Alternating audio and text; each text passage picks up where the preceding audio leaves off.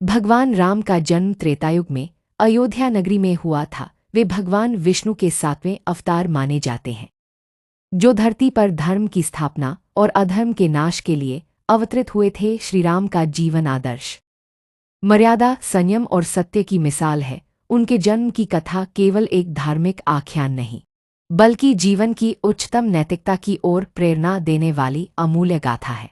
इस कथा की शुरुआत होती है अयोध्या से, जो कौशल देश की राजधानी थी। वहां रघुवंश के प्रतापी राजा दशरथ शासन करते थे। दशरथ सत्यवादी, धर्मप्रायर और प्रजावत्सल राजा थे। उनकी 3 रानियां थीं, कौशल्या, कैकेयी और सुमित्रा। दशरथ के जीवन में हर प्रकार की संपन्नता थी, परंतु उन्हें संतान सुख प्राप्त नहीं था। यही चिंता उन्हें हमेशा व्यथित करती थी। राजा दशरथ की चिंता। राजा दशरथ का राज्य तो समृद्ध था, परंतु उत्तराधिकारी न होने की पीड़ा उन्हें भीतर से खाए जा रही थी। वे वृद्धावस्था के करीब थे और उनके कोई संतान नहीं थी। उन्होंने कई बार यज्ञ, पूजा, दान आदि करवाए, लेकिन कोई फल नहीं मिला। एक दिन उन्होंने अपने राजपुरोहित गुरु वशिष्ठ से इस विषय में चर्चा की। वशिष्ठ जी ने उन्हें पुत्रेष्टि यज्ञ कराने की सलाह दी, जो ऋषि श्रृंगी के द्वारा संपन्न कराया जा सकता था। पुत्रेष्टि यज्ञ और खीर का रहस्य। राजा दशरथ ने ऋषि श्रृंगी को आमंत्रित किया। श्रृंगी ऋषि ने यज्ञ संपन्न कराया, जिसे पुत्रेष्टि यज्ञ कहा गया। यज्ञ समाप्त होने के बाद अग्निदेव प्रकट हुए और उन्होंने दशरथ को एक दिव्य खीर का पात्र दिया। अग्निदेव ने कहा, हे राजन, यह खीर आप अपनी रानियों को दें। यह अमृततुल्य खीर उनके गर्भ में दिव्य संतान को उत्पन्न करेगी। राजा दशरथ ने वह खीर तीनों रानियों में बांटी। उन्होंने कौशल्या को आधा भाग दिया, कैकेयी को 1/4 और सुमित्रा को 2 बार 1/8 हिस्सा। इसी कारण सुमित्रा को जुड़वां पुत्र हुए, राम, लक्ष्मण, भरत और शत्रुघ्न का जन्म।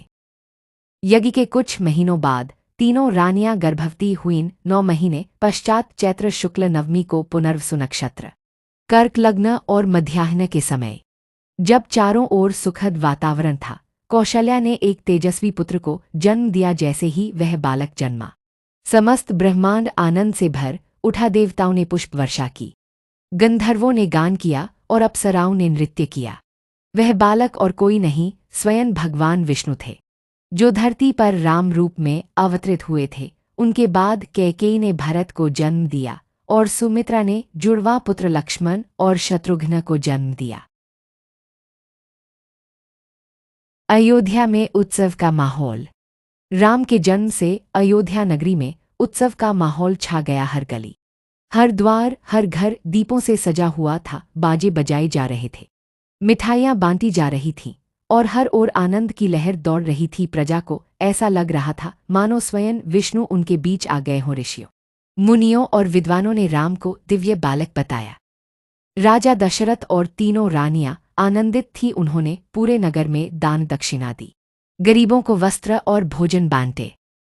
बाल्यकाल की लीलाएं।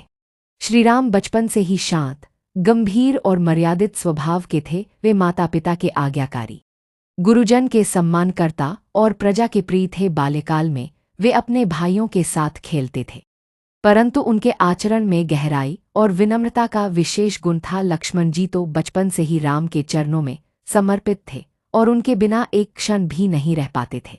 भरत और शत्रुघ्न का आपसी प्रेम भी गहरा था। चारों भाइयों में घनिष्ठ प्रेम था, किंतु राम और लक्ष्मण की जोड़ी अत्यंत विशेष मानी जाती है।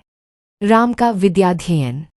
राजा दशरथ ने अपने पुत्रों को शिक्षा के लिए ऋषि वशिष्ठ के आश्रम में भेजा। वहां चारों राजकुमारों ने वेदांग, धनुर्वेद, राजनीति, धर्म नीति, आयुर्वेद, शास्त्र, शस्त्र आदि का ज्ञान प्राप्त किया। राम ने अल्प समय में ही सभी विषयों में पारंगतता प्राप्त की। वे केवल विद्वान नहीं, बल्कि अत्यंत विनम्र और उदार हृदय वाले थे। विश्वामित्र का आगमन।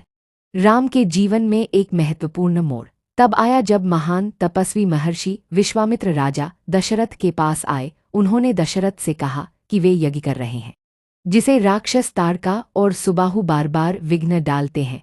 उन्होंने राम को अपने साथ चलने की मांग की ताकि वे यज्ञ की रक्षा कर सके। दशरथ पहले तो संकोच में पड़ गए कि राम अभी किशोर हैं, पर ऋषि वशिष्ठ की सहमति के बाद उन्होंने राम और लक्ष्मण को विश्वामित्र के साथ भेजा। यह यात्रा श्रीराम के जीवन की शुरुआत थी, जहां उन्होंने अधर्म के खिलाफ युद्ध किया और राक्षसों का संहार कर धर्म की स्थापना की। ताड़का और सुबाहु का वध। राम और लक्ष्मण ने जंगलों में ऋषि विश्वामित्र के साथ अनेक स्थानों का भ्रमण किया। ताड़का नामक राक्षसी अत्यंत बलशाली और क्रूर थी, जो यज्ञों को नष्ट कर देती थी। राम ने बिना संकोच के धर्म की रक्षा के लिए ताड़का का वध किया। बाद में उन्होंने सुबाहु और मारीच को भी हराया। यहीं पर विश्वामित्र ने राम को अनेक दिव्य अस्त्र शस्त्र प्रदान किए। श्रीराम का पहला युद्ध और पहला अधर्म पर विजय इसी समय हुआ था। जनकपुर और सीता स्वयंवर। राम की यात्रा आगे बढ़ी और वे जनकपुर पहुंचे। वहां के राजा जनक की पुत्री सीता अत्यंत रूपवती, धर्मप्रायर और गुणों की खान थी। राजा जनक ने उनके लिए स्वयंवर का आयोजन किया, जिसमें यह नियम रखा गया कि जो शिवजी का भारी धनुष उठाकर उसे तोड़ेगा, वही सीता से विवाह कर सकेगा।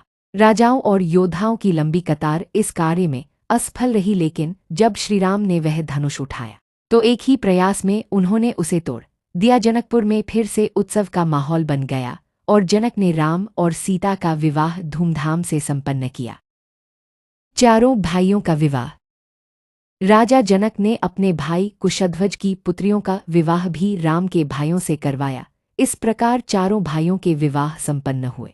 श्रीराम का विवाह सीता से, लक्ष्मण का विवाह उर्मिला से, भरत का विवाह मांडवी से, शत्रुघ्न का विवाह श्रुतकीर्ति से। राम का चरित्र मर्यादा पुरुषोत्तम।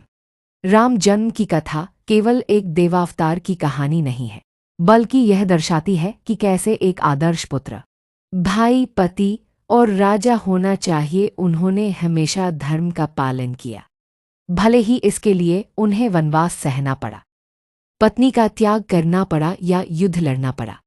उनका जन्म धरती पर धर्म की पुनर्स्थापना और रावण जैसे अधर्मी को समाप्त करने के लिए हुआ था।